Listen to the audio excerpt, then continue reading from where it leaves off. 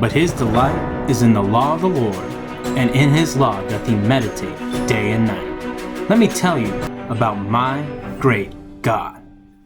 Hey guys, Pastor Tim here. Hope you guys are doing great. Hope you're ready to get your day started off in God's Word. We are in 2 Kings chapter 18, and we're now focusing on the rule of King Hezekiah. He was the next king of Judah. His dad was King Ahaz, and Hezekiah, these next couple of chapters, you're going to see Hezekiah was a really good king, probably one of the best kings that Judah had since the time of Solomon, pretty much, or Uzziah if you want to throw him in there as well. And he did that which was right in the eyes of the Lord. And one of the first things he set out to do was to rid the whole nation of Judah of idolatry. All right, he wanted to get rid of any signs of that. The kings before him, they kind of struggled with that a little bit. And because of those things, all right, because the kings before him struggled with idolatry, they made some unhealthy or unwise alliances, such as with the kingdom of Assyria. Now, if you remember in our last video, Assyria, they just took over Israel, all right? And now they're coming in and they're trying to do the same thing with Judah. And one of the reasons they're doing it with Judah right now is because Hezekiah refused to pay them any more tribute. He was like, you know, that alliance my dad, the previous king, made with your previous king in Assyria, we're not going to do that anymore. That's not what we're supposed to do. You are the enemy of God's people. So he stopped paying tribute to Assyria. Well, of course, King Sennacherib, who's the king at this time of Assyria, he doesn't like that. So he sends down an invading army. And unfortunately, Hezekiah, he kind of has a lapse in faith. All right, and seeing this invading army, he thinks, all right, maybe I messed up. Let's get him all the stuff we can find in the house of the Lord and in the king's treasury, and let's just give him a bunch of gold and silver, and take it and let peace be unto you, and hopefully that will resolve the issue. Unfortunately, Sennacherib, the king of Assyria, he's a pretty nice guy. He takes the money, and then he turns around and he decides to continue invading Judah anyway. They get up to Jerusalem. They took over some of the border cities, and now they're up to the main kingdom of Jerusalem. And they send out, the way I see it, they send out some hype men, so to speak, to talk unto the advisors and the leaders of Judah. And they're pretty much saying, hey, you guys have no chance against Assyria. All right, one of the main guys that talks is this man named Rabshakeh, and he tells him, like, hey, you guys aren't even good enough to defeat the least of the captains of Assyria, all right? Don't listen to Hezekiah. Where's your God? Your God's not going to help you out in this situation. You think you're going to turn to Egypt? Because some of the people wanted to make an alliance with Egypt, much like Israel did in the last chapter. You think Egypt's going to help you? They're not the same people they were back in the day.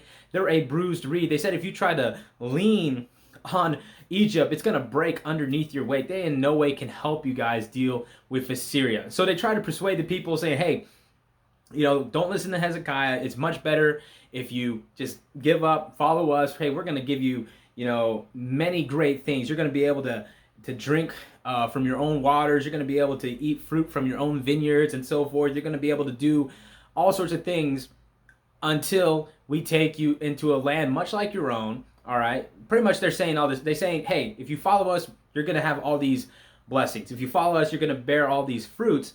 And they also slide in there the fact that eventually we are going to take you from this land unto Assyria. Because that's their whole mode of operations. If you remember from the last chapter, they took over Israel and they took a lot of the people from Israel and they spread them throughout their own nation. All right. But the way they're saying it to Judah right now, they're not making it sound like an invasion. They're trying to make it sound like this is a pretty sweet deal. Like, hey, if you guys just turn unto us, all right, we'll give you all these things, and eventually we'll take you to our land, all right, and it's just going to be like yours, and it's going to have all these blessings as well. But in reality, what they're doing is trying to destroy and take over a nation. But sin is deceptive like that, all right? Sin likes to tempt you, and it just shows you everything that's good and bright, all right, everything that is alluring and pleasant to the eyes, but in reality, that pleasure of sin is but for a season, and there's always an until. When it comes to sin, they say, hey, we'll give you all this stuff until we take you to our land, and you're just going to have more of it. But when it comes to sin, it's the same way. It says, hey, you can enjoy this until you have to bear the consequences for it. But it doesn't show the consequences the way that it should be shown. They try to sugarcoat it. They try to make it seem not as bad.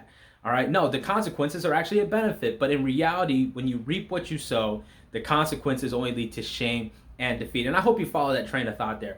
Sin, temptation is always going to put forth the best face when it comes to sin. And then it may even go as far as Assyria here. It says that the consequences of that sin are not that bad, or the consequences of that sin are good as well. It's normal. And the world wants you to think that, hey, what's going to happen when you indulge in this? It's normal. That's what people are supposed to do.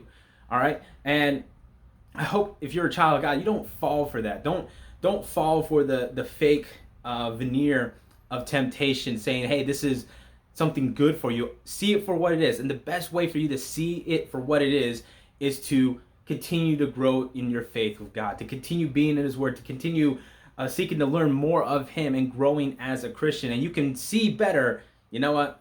I can see what they're trying to sell me, and I'm not buying it. And King Hezekiah will discover he's going to start learning from his mistakes, and we're going to see that he's going to start seeing through, like, hey, I know what they're saying sounds good, but he's telling the people this is not what's going to be for our benefit. We need to fight against the Assyrians. That's all I got for today's chapter, guys. I hope you are faithful with your journal. You're writing things down. Tell somebody today about your great God. Tell somebody about what you got out of God's Word today. Stay safe. Stay healthy. God bless.